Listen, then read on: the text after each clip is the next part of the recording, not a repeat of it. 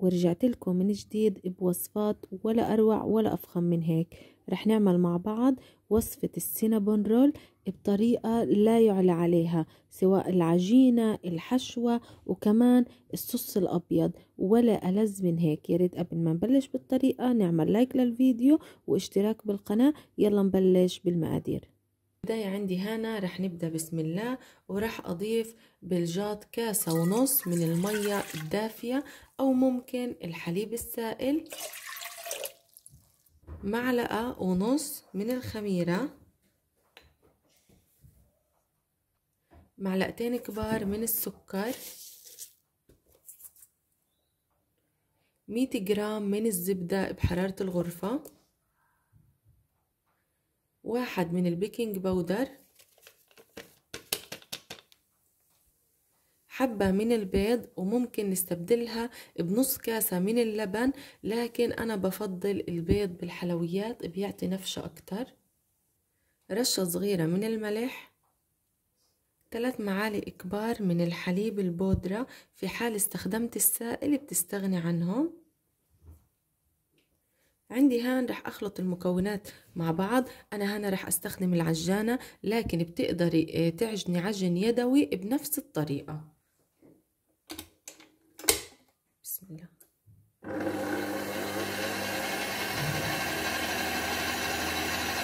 طبعا واحنا بنضيف المكونات اتأكدنا انه الخميرة فورت، لانه الدنيا شتاء والواحد بيكون خايف انها تكون مبردة. تمام. هلأ رح اضيف كمية الطحين، رح اضيف 3 كاسات مرة واحدة،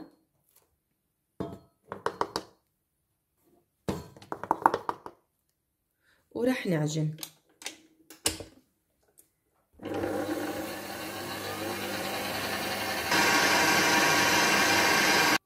بس وصلنا للمرحلة هذه انها العجينة تكون سائلة، رح نصير نضيف طحين بالتدريج.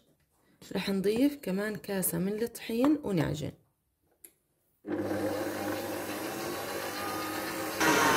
معلومة لازم أحكي لكم إياها، اللي ما عندهم عجانة يذوبوا الزبدة على النار ويضيفوها بحرارة الغرفة. هانا العجانة كتير قوية فبتذوب الزبدة بدون ما أحتاج إني أذوبها على النار. وعندي هان رح أضل أضيف طحين لعند ما أحصل على عجينة طرية. طبعا بنصير نضيف نص كاسة أو ربع كاسة حسب ما نحتاج. وهيك العجينة صارت جاهزة مثل ما انتو شايفين كيف طرية. هذه لأنه فيها زبدة، وبس العجينة ترتاح رح ترجع تشد معايا. لهيك ما تكتروا طحين زيادة عن اللزوم، خلوها طرية مثل هيك. وهنا شكل العجينة بعد ما شلتها من الجاط مثل ما قلت لكم بترجع بتشد، لهيك ما تكتروا طحين. عندي هان حطيت العجينة بجاط دهناه شوية من الزيت النباتي، غطيت العجينة بنايلون ورح أغطيها بكمان فوطة، ورح أسيبها بمكان دافي من ساعة إلا ربع لساعة لعند ما يتضاعف حجمها. الآن رح نبدأ بتجهيز حشوة السينابون. 2 معلقة كبار من السكر المطحون أو البودرة، شوية صغيرة من النشا بتساعد على التماسك، 1 معلقة كبيرة من القرفة، 2 معلقتين كبار من الكاكاو البودرة. هلا عندي هنا ممكن نعمل العكس، ممكن الكاكاو يصير 1 معلقة والقرفة يكون 2 معلقتين، هذا حسب الذوق والرغبة. هلا رح نقلبهم مع بعض، وهيك خليط الحشوة صار جاهز لتحضير صوص السينابون. رح نعمل مع بعض أطيب طريقة وايت صوص. رح أضيف علبة من القشطة، علبة كاملة، 4 من الجبنة المثلثات أو المربعات، عندي هان معلقة صغيرة من الزبدة، رح أضيف 2 معلقتين كبار من الحليب المحلى المكثف. لو مش متوفر عندك بإمكانك تضيفي 2 معلقتين كبار من السكر. عندي هان رح نطحن المكونات مع بعض. أنا رح أستخدم الهاند بلندر، اللي مش متوفر عنده بيستخدم الخلاط. بسم الله. رح نشوف مع بعض القوام السائل بدون ما نستخدم لا مية ولا حليب. ده هادي بتسهل علي كتير إني أضيف الصوص على السينابون. بسم الله. مرور ساعة على العجينة ارتاحت معانا ونفشت. رح نشوف مع بعض الجمال. شوفوا ما أفخمها، شوفوا كيف طرية وقطنية. شايفين كيف فيها هواء وما بتلزق. شوفوا ما أفخمها. عندي هان رح أبدأ أرق العجينة. أخذت نص الكمية ورح أبدأ أرق. بسم الله.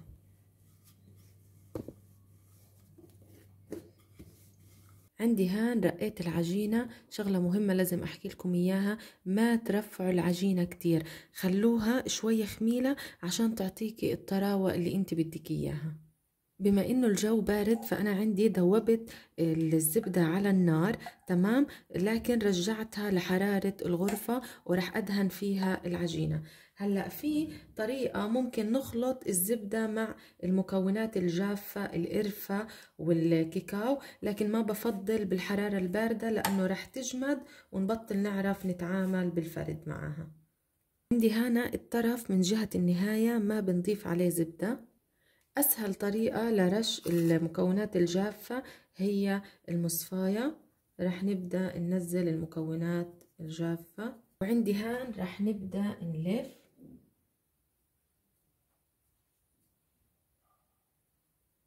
مثل ما قلت لكم، ما ترفعوا العجينة عشان تعطينا القوام اللي احنا بدنا اياه. هان الخيط بنحطه تحت العجينة وبنعمل شكل عكسي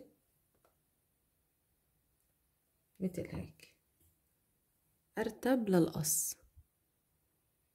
وهيك صاروا رلات السينابون جاهزين. حطيتهم بصحن بايركس او حراري، دهناه كمية منيحة من الزبدة. وهلأ بعد ما رتبتهم خليت شوية وسع عشان بدي يعطيهم مجال انه ينفشوا. راح اغطيهم واتركهم يرتاحوا ساعة بعدين نخبزهم.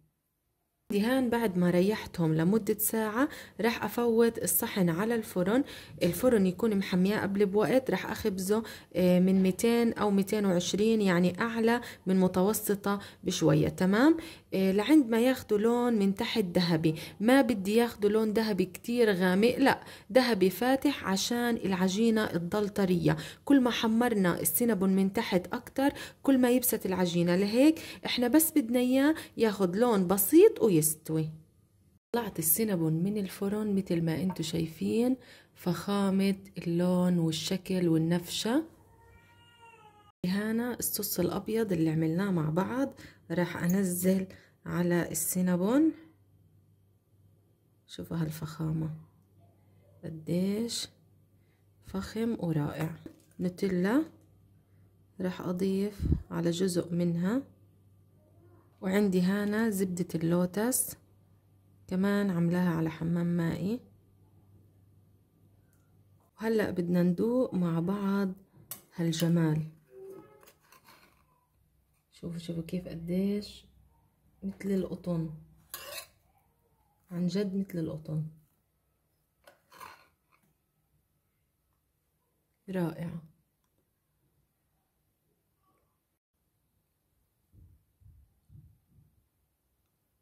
شوفوا كيف شكلها بتشهي ومثل القطن. هيك وصفتنا الفخمة لليوم صارت جاهزة. بتمنى انها تكون نالت اعجابكم. لا تنسوا تعملوا لايك وتشتركوا بقناة مطبخ منار، وتابعوني على صفحتي على الفيسبوك مطبخ منار. شكرا للمتابعة.